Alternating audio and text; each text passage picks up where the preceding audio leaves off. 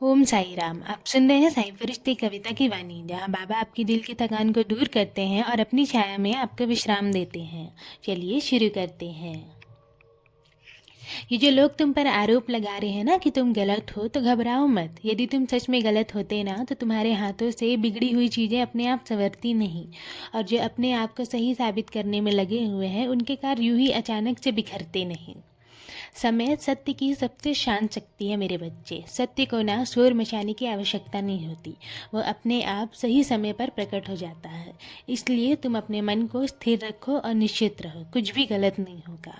मैं हर पल तुम्हारे साथ हूँ, तुम्हारे प्रयास में, तुम्हारी प्रार्थना में और तुम्हारी पवित्र नियत में।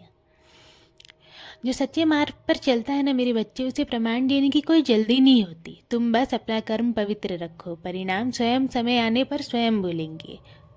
डर को अपने मन से निकाल दो और विश्वास को थाम लो। तुम अकेले नहीं हो, मेरा आशीर्वाद हर पल तुम्हारे साथ है। याद रखो मेरे बच्चे, जिस पर तुम ध्यान देना छोड़ देते हो ना, उसका नष्ट होना स्वाभाविक है। चाहे वो स्वास्थ्य हो, धन्य हो, व्यापार हो या कोई मजबूत संबंध। लोग तुम्हें देखकर ना हैरान रह जाते हैं कि तुम टूटते क्यों नहीं हो, क्योंकि वो तुम्हें टूटा हुआ देखना चाहते हैं।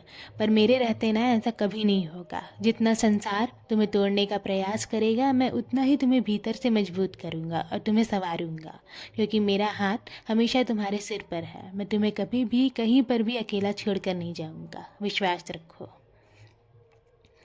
मैं जो भी करता हूँ ना मेरे बच्चे, वो तुम्हारे भले के लिए ही होता है।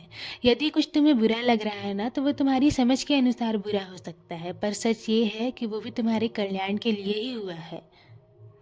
जो घटता है वो तुम्हें तोड़ने के लिए नहीं, तुम्हें तराशने के लिए घटता है।